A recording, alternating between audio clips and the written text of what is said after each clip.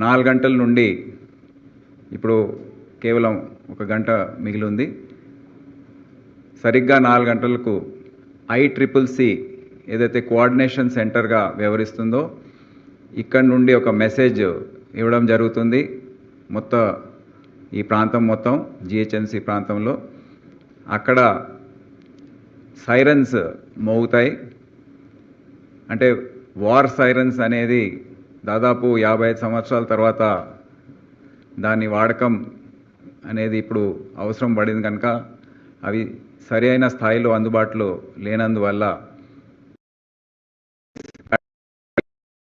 Traffic mobiles, industrial sirens ఏవైతే అందుబాటులో ఉన్నాయో అన్నీ కూడా ప్రతి జంక్షన్లో వారిని స్టేషన్ చేసి 2 నిమిషాల పాటు ఈ సైరన్ అనేది మోగుతుంది.